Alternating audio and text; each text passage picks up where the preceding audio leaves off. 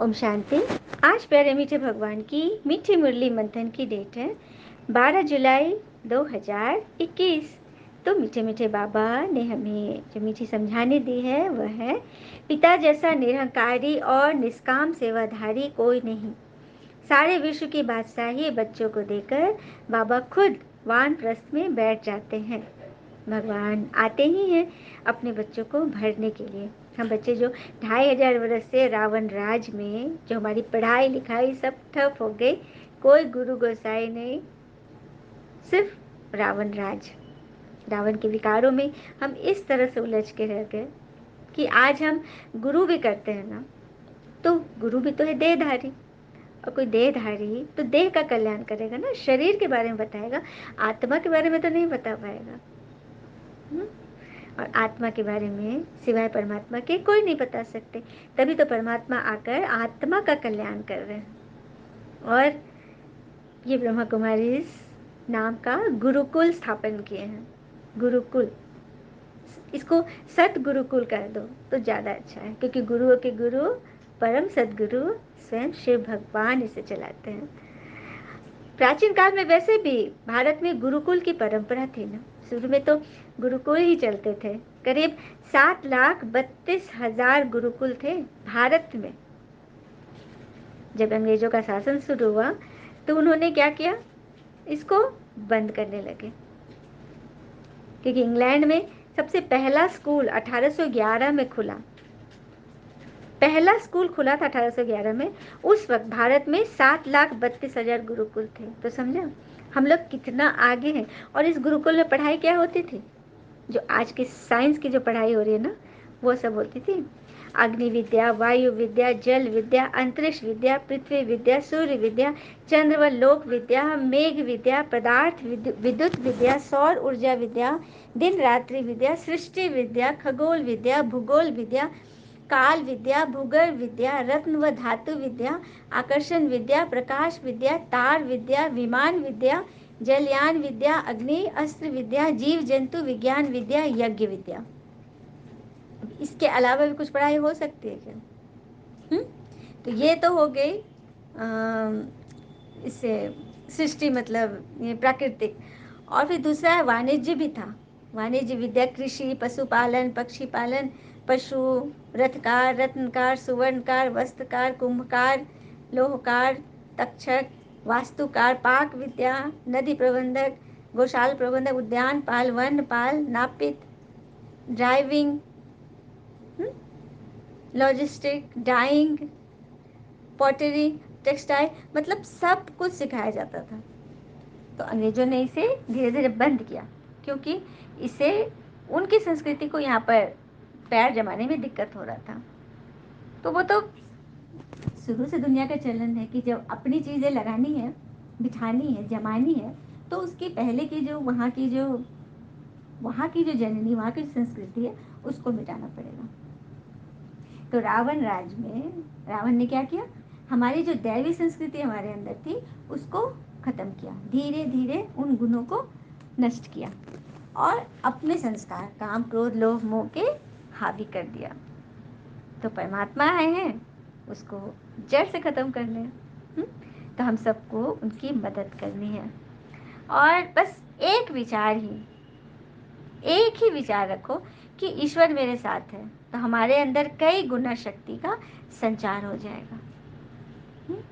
और ये अहंकार नहीं करना है कि हम किसी को दे कर जा रहे हैं। हम किसी को देते हैं, क्या पता हम दे रहे हैं या अपने पिछले जन्म का चुका रहे हैं।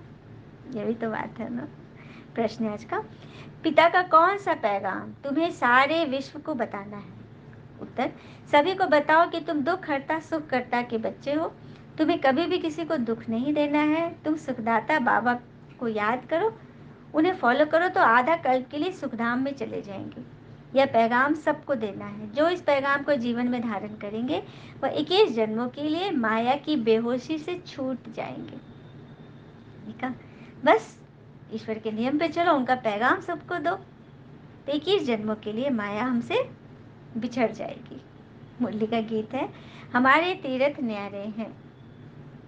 आबू तीर्थ, जहाँ स्वयं परमात्मा आते हैं, तो है ना सभी तीर्थों में न्यारा। शांति। मीठे मीठे रूहानी बच्चे इस गीत का अर्थ तो समझ गए कि हम आत्माओं के वो पिता हैं। मुख है ही आत्मा। अभी तुम बच्चे जानते हो हमारी आत्मा परमपिता परमात्मा के सम्मुख बैठी है। तुम्हारी सोल सुप्रीम सोल के सामने बैठी है। तुमको तो अपना शरीर है नहीं। मतलब पापा कहते मुझे तो अपना शरीर है नहीं, मैंने तो इस शरीर का लोन लिया है। गुरु लोग मनुष्यों को यात्रा पर ले जाते हैं। भक्ति मार्ग में तो ढेर के ढेर गुरु, अभी हमने सुना ना, गुरु थे, प्राचीन काल से गुरु थे, तो उन्होंने गुरुकुल स्थापन किया हुआ था। कितने सारे गुरुकुल थे ना। फिर बाबा कह रहे हैं तुमको सबको सुख ही देना है।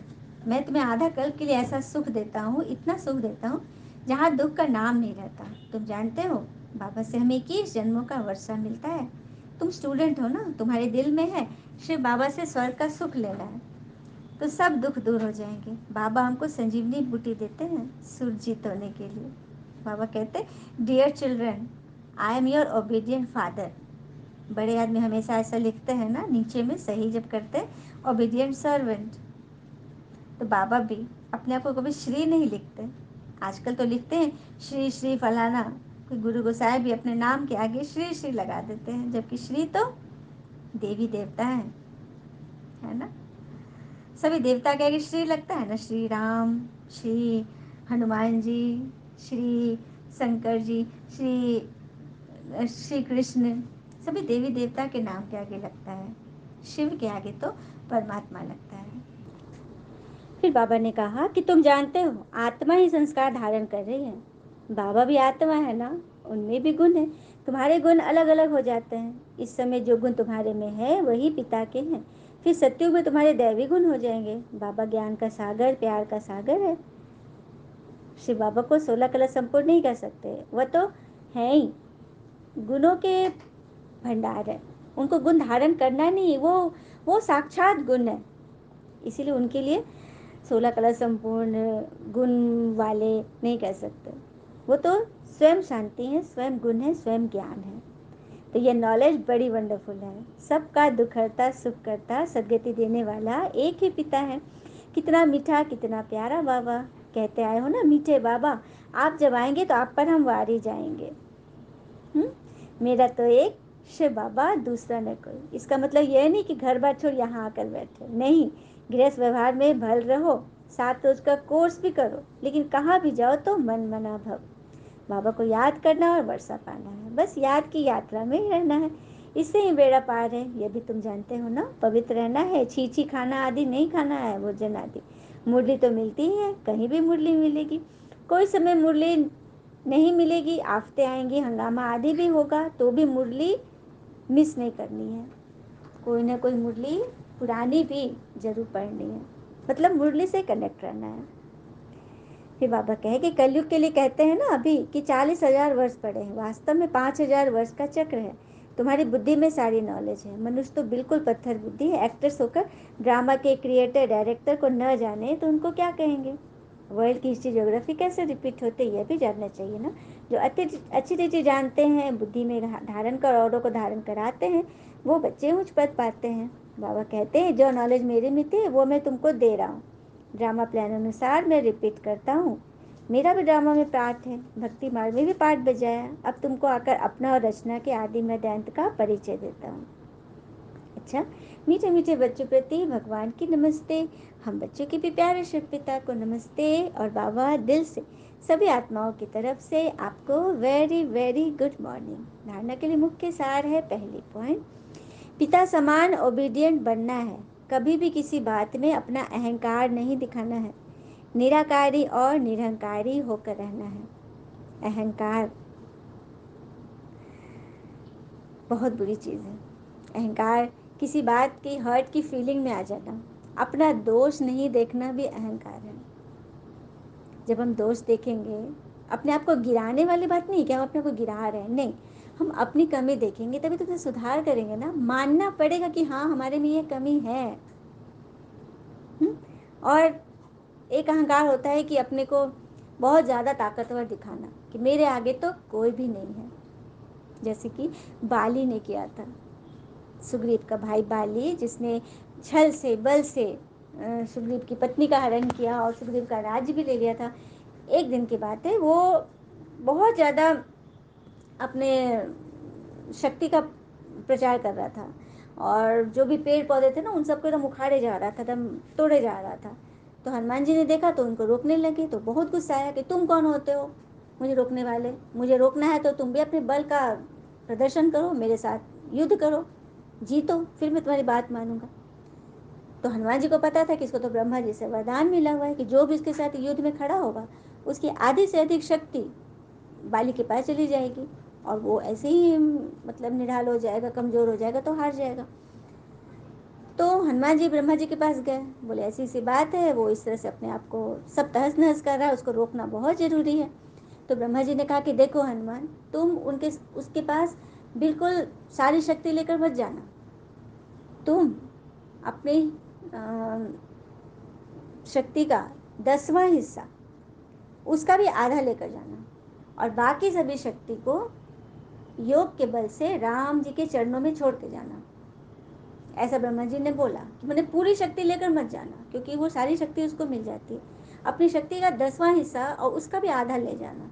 तो हनुमान जी ने वही किया और जब उसके सामने आया तो 10वां हिस्सा का आधा हिस्सा था, तो उसके बारे में था बाली का ना कि जो उसके सामने खड़ा होगा तो उसका आधा शक्ति उसमें आ जाएगी, आधी शक्ति। तो जैसे ही राम हनुमान जी के 10वां हिस्सा के आधा का आधा बाली के पास पहुंचने लगा, तो बाली जब युद्ध करने के लिए आया तो उसके शरीर से जैसे लगा ना कि सब फूल रहा है और लगा कि उसका शरीर फटने लग जाएगा, क्योंकि हनुमान जी के पास तो अपार शक्ति थी ना। तो उसका 10वां का आधा हिस्सा भी शक्ति उसको मिली, तो उसका शरीर फटने लगा, वो बेचैन हो गया, उसको समझ में नहीं आता, वो उसको कुछ दिखाई नहीं दे रहा था, उसका सर वर फट रहा था, सब अधिक एकदम बढ़ने लगा था, इतनी शक्ति थी हनुमान जी में। बाली एकदम बेचैन हो गया, वो उसको समझ में नहीं आया, तो उसके आँख से अंधेरा छाने लगा कि अब क्या करूँ मैं। तभी ब्रह्मा जी ने उसको अंदर ही अंदर उसको सारा संदेश दिया कि वहां पर से हटो, हनुमान जी के पास से जाओ, जितनी तेजी से दूर भागते चले जाओ, भागो जितना। तो बस पलटा और जो भागना शुरू किया, भागते भागते भागते एकदम 10 किलोमीटर दूर जाके गिरा, बेहोश हो गया। जब हनुमान जी की नज़र से जब इतनी दूर हो गया, तब उसकी शक्ति धीरे धीरे धीरे धीरे खत्म हुई और वो नॉर्मल हुआ। फिर जब वापस जब ब्रह्मा जी से भेंट हुई उसकी, बुलाया, ब्रह्मा जी का आह्वान किया, तो बोला कि मेरे साथ ऐसा क्यों हुआ ब्रह्मा जी। तो ब्रह्मा जी ने बोला कि सो तुम अपनी शक्ति का गलत प्रयोग कर रहे थे और हनुमान जी जो कि संत आत्मा है, उनके पास इतनी अपार शक्ति, लेकिन वो इतने निरंकारी हैं कि उन्होंने कभी नहीं बोला कि मैं ज़्यादा शक्तिशाली हूँ। बस वो खड़े हुए उसने, और अपनी शक्ति का उसने सिर्फ 10वां का भी आधा हिस्सा लाए थे, उसको भी तुम पार नहीं पा सके। तो वो बाली का सर एकदम नीचा हो गया और वो हनुमान जी से जाकर माफ़ी मांगा। तो ये है झूठा अहंकार। किस बात का अहंकार?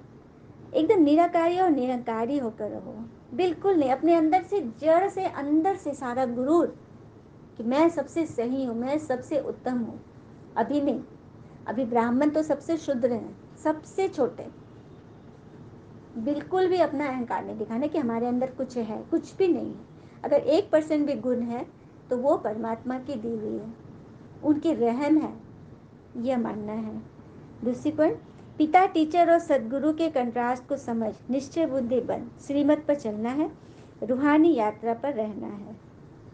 वरदान दिया बाबा ने, व्यक्त में रहते अव्यक्त फरिश्ते रूप का साक्षात्कार कराने वाले सफ़ेद वस्त्रधारी और सफ़ेद लाइटधारी भव। जैसे अभी चारों ओर यह आवाज़ फैल रहा है कि ये सफ़ेद वस्त्रधारी कौन है और कहाँ से आए हैं, ऐसे अब चारों ओर फरिश्ते रूप का साक्षात्कार कराओ। इसको कहा जाता है डबल सेवा का रूप। जैसे बादल चारों ओर छा जाते हैं ना, ऐसे चारों ओर फरिश्ते रूप से प्रकट हो जाओ, जहाँ भी देखे तो फरिश्ते ही नजर आए। बाबा कह रहे कि चारों ओर आवाज़ फैलन कि सफ़ेद वस्त्रधारी कौन है, कहाँ से आ रहे हैं, क्या है। तो अपने फरिश्ते रूप का, अपने व्यवहार का परिचय कराओ। लेकिन यह तब होगा जब आप शरीर से डिटैच होकर अंतर्वाहक शरीर से चक्र लगाने के अभ्यासी होंगे, मनसा पावरफुल होगी। जब आप मन से सेवा करोगे ना, अपने वातावरण को, वायुमंडल को पवित्र बनाओगे, आपके अट्रैक्शन से, आकर्षण से, आपकी दृष्टि से सभी निहाल होंगे, तब सब समझेंगे कि हाँ ये फरिश्ते हैं। तो इस तरह से आप ईश्वर को प्रकट करने वाले बच्चे हो, तो अपने चारों ओर ऐसा रूह फैलाओ, ऐसा जाल फैलाओ, इतनी मनसा पावरफुल की स्थिति बनाओ, तब बनोगे साक्षात्कार मूर्त। स्लोगन, सर्व गुणों व सर्व शक्तियों के अधिकारी बनने के लिए आज्ञाकारी बनो। सर्व गुणों व सर्व शक्तियों का अधिकारी हम तब बनेंगे जब ईश्वर के आज्ञाकारी बनेंगे।